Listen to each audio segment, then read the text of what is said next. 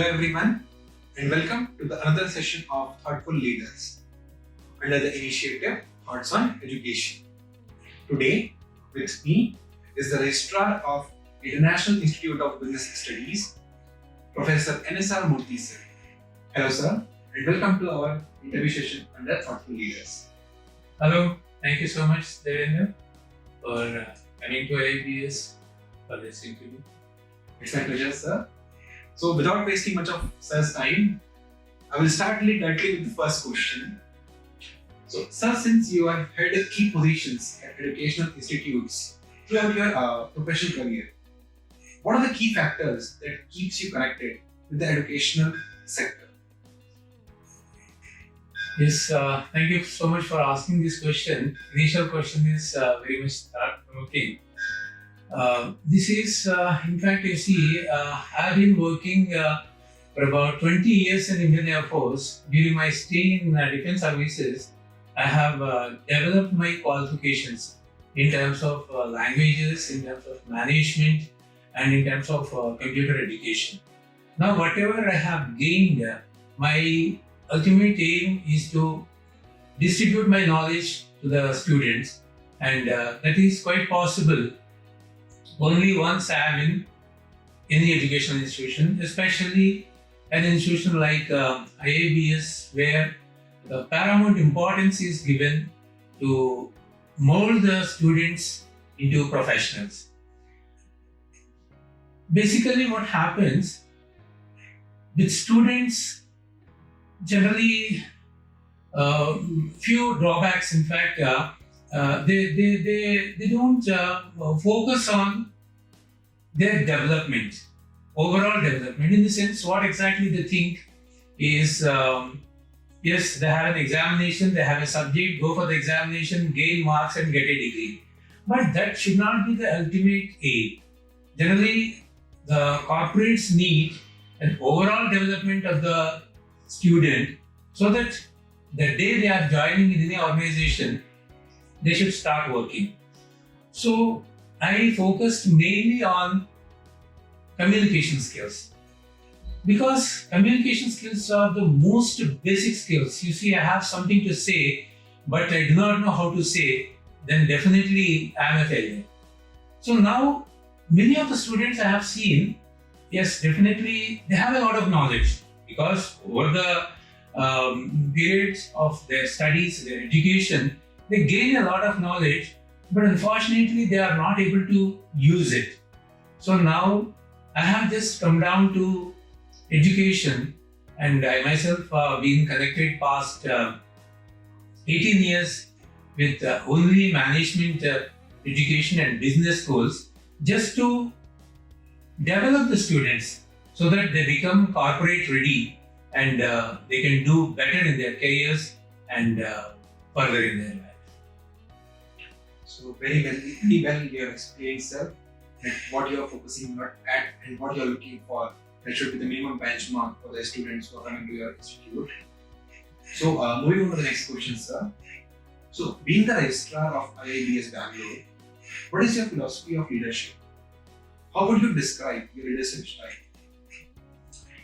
Philosophy of leadership, in a sense, we basically dealing with young minds, because young minds generally they tend to deviate themselves when we take them to a classroom and just start teaching something. So they need to have some kind of connectivity between what is happening in the classroom and outside. So that is why whenever we take up any lesson, any tutorial or any lecture, we try to connect what is happening in the classroom with what is happening outside. So this is then what generally happens to the students. So whatever they are learning in the class has got some connectivity with the outside world, then they have more interest, and very next day they come back to the classroom and they sit and listen with more attention. So this has been my philosophy dealing with the students. It is not that, cramming them into the classroom and yes, flashing the PPTs and explaining some theories and some concepts. So we have initially to make them why what they are learning is useful when they go out. This is the basic philosophy. Then what happens? People will come automatically to your class. Otherwise, what happens? Today I am taking a class, and the very next day, maybe 15 to 20% people will be absent from my class. The reason is they don't find any connectivity with the outside world. So you need to establish this connectivity. Then what happens? Definitely, the lecture is going to be very interesting, as well as they find some usefulness in what you are saying. So this has been my philosophy, and this is working also. This is working. This is a time-tested philosophy. It is that what exactly practically what is happening outside. This is the preparation. So for that reason, we try to hammer out the connectivity aspect. So this works, and it has been working. So, sir has very beautifully explained how when knowledge is being utilized and applied, the study will not remain as a study. It becomes a very beautiful task which students enjoy actually. And when you apply something, that also helps us to enable ourselves to bring a mind which is very strong in terms of logical approach and is very good in analytical analysis. Okay, so moving on to the next question, sir. So, the education system in India and other foreign countries are structured very differently. So, as per your experience, sir, what can an inbound student can gain from studying here in your institute? Well, it's really a wonderful question. We have seen foreign students coming and studying in our college. There, generally, what happens here, we have analytical methods. That means we generally think and analyze about any given corporate problem, and we analyze it. But unfortunately, what happens is in many of the foreign countries and foreign universities, the education system and the testing methodology is just simply like your multiple choice questions. One student once has asked me, so in the examination I have seen he has written just only 2 to 3, not even 2 to 3 pages. So I asked him, so why? He said, sir, what is the need of explaining all these things? We only have learned to put A, B, C, D. So with that, see, in that what happens is, they won't be able to analyze the given situation. So you should be able to analyze and try to find a solution all by yourself. It is not that for any given question or problem you have only 4 solutions, A, B, C, D, and you can choose one among them which is the best solution. So when the foreign students from foreign universities come and study in our college, we try to make themselves to independently think about the solutions, many possible solutions for a corporate problem, and come out with better solutions. So this has been practiced in IABS for long, and it has given positive results. Okay. So how does the curriculum of IABS Bangalore ensures the best practice of industry? Yes, this is a very nice question from you, Devendra. This curriculum in the sense, okay, already I have explained about the connectivity between the theory and practical happenings outside. So we derive our curriculum which is catering to this aspect. In the sense, see, business means a series and a set of corporate problems. Your sales are falling, and definitely you have to find a solution. First of all, you should know why it is happening so, and what are your solutions. So we bring what is called a case study method into the classroom. We take up different kinds of problems faced by the corporates, and we try to give the practical solutions. So in the case study method, this case study method is a time-tested method all over the world, and we do adopt that method because it is giving us very good results.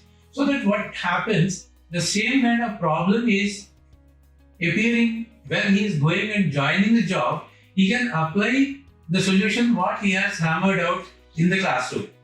So this is going to help them, not just one, many problems and many solutions. So with this, what is happening is the monotonous situation of just one-way teaching is now curtailed to a large extent, and a student is involving himself. Because you see, I am only the person who is talking in the classroom for half an hour, 45 minutes, 1 hour. All students are sitting and listening passively. Yes, definitely students feel they are lost.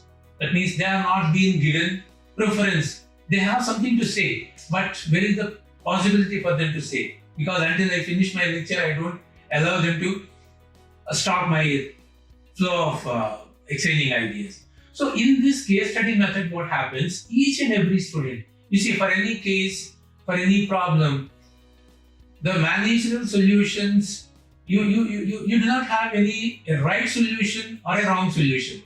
There is just only a solution. And if the solution is working, fine. You go along with the same solution, applying once and again. If it is not working, generally you try to improvise the solution which has not working previously. So this kind of methodology we adopt, so that what happens, there's a lot of interaction between the teacher and the students, and there is a lot of learning. And for these students do a lot of research. It is not only just going through the textbooks and newspapers, they just go into the corporate problem, they study about the company, study about the existing business scenario, and they come out to the class and they give wonderful solutions in the classroom, and definitely they are going to help them when they go to corporate. And this is the way we make them corporate ready. We call it corporate readiness.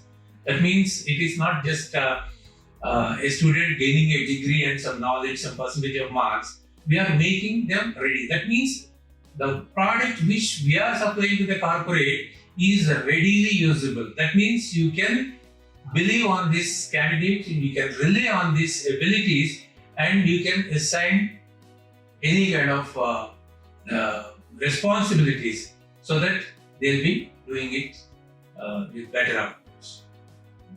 So I think Sir has very beautifully explained how a corporate readiness can be attained by empowering the students with real life case studies and helping them to bring a sense of problem solving skills. So that is what the students are requiring right nowadays, the problem solving skills, so that they can go to the industry, they can identify the problems and bring up a solution to overcome those problems. So moving on to the next question, sir. So what do you think your roles and responsibilities to the students are? My role, I'm working in IABS past 11 years. So yes, I've been teaching, I'm into administration, have taken up so many responsibilities, and more recently now I am into the placements also. So when the student comes onto the campus, yes, he is willing to become a manager, but exactly do not know how to become.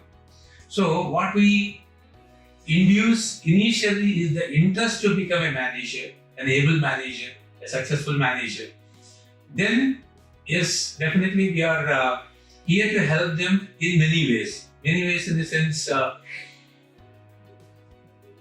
the basic thing is, as we already discussed, is communication.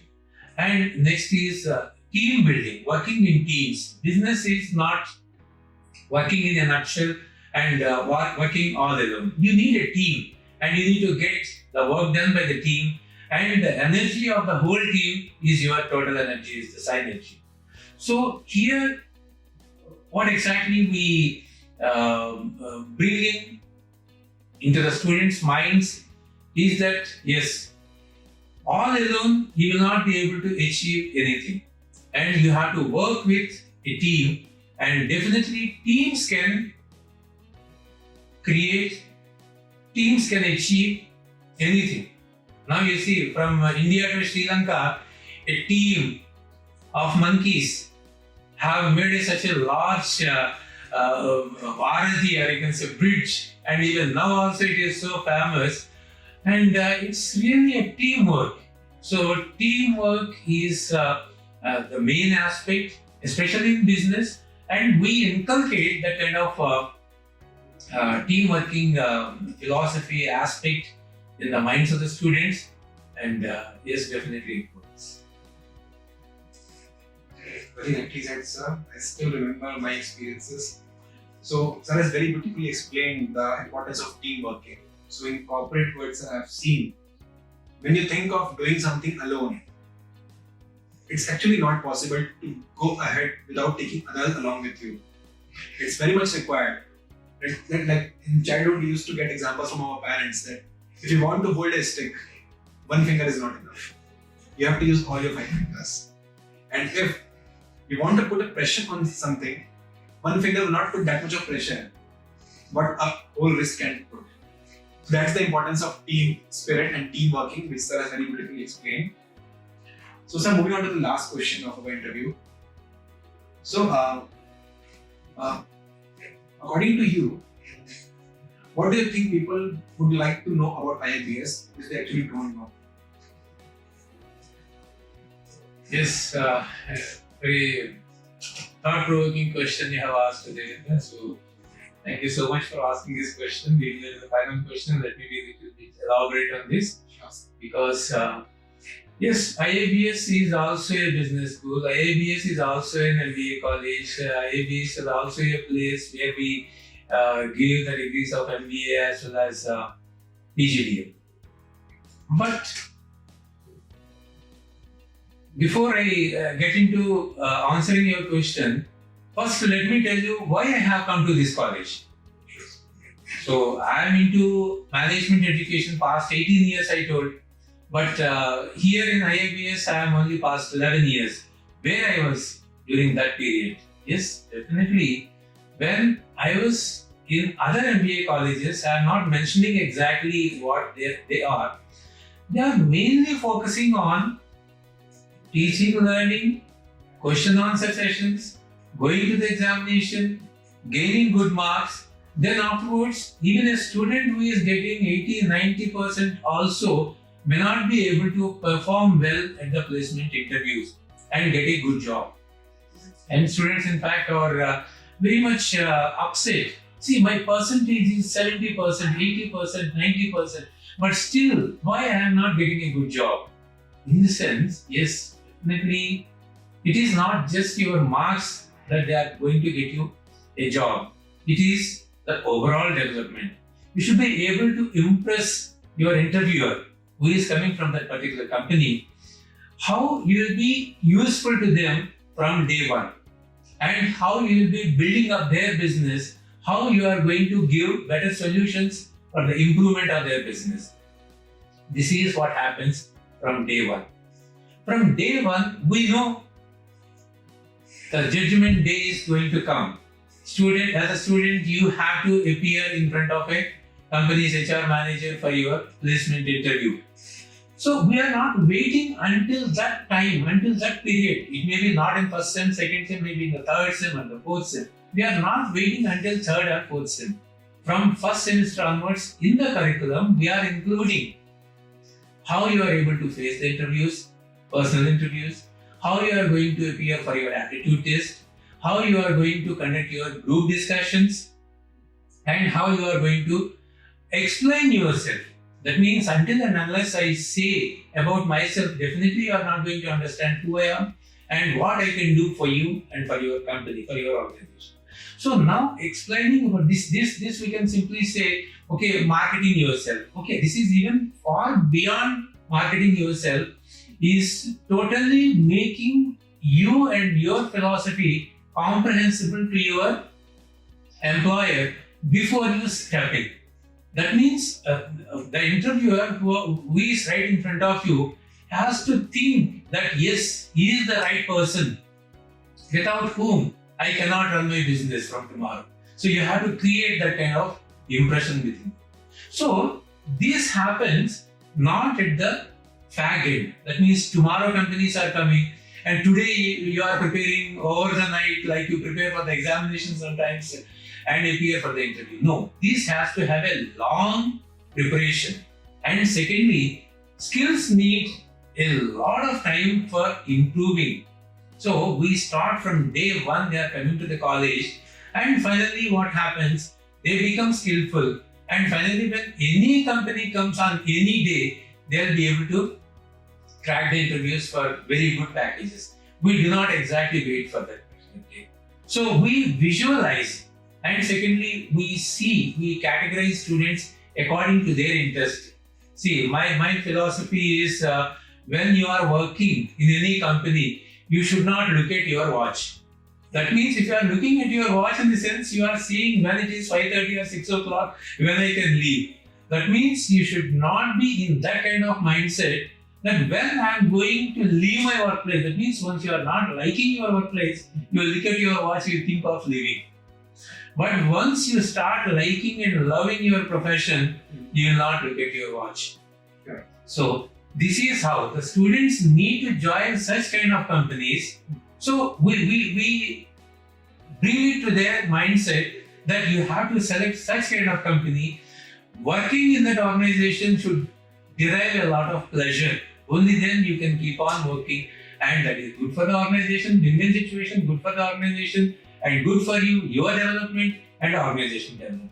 Only when organization develops, you develop, and this is again a win-win situation, and definitely it is going to bring laurels for the college also, because companies will ask, where from this boy is coming? Yes, he is from IABS. In the sense, yes, because this is the basic thing what others should come to know, that apart from transferring the knowledge, we transfer the skills, and skill transfer is more important than knowledge transfer, because knowledge is at the click of a button. You just ask Google, it will tell you everything. But skills, they take a lot of time. So we focus on skill development from day one, so that the students will become corporate ready by the end of second semester, and from third semester onwards, they are ready to face any corporate interviews and get selected in better companies for better education. I really feel enlightened, sir, listening to your thoughts and your philosophies of how you are operating this college. And I think the students who are going to watch this video, they're also going to feel enlightened, and they can get a very clear picture of what they can get from IABS Bangalore. Thank you so much, sir, for this wonderful Thank you, session. Devendra. Thank you so much for taking me through such a long process of interview and asking such wonderful questions. I need to thank you, It's sir. completely my pleasure, sir. Thank you so much. Thank you so much for your time.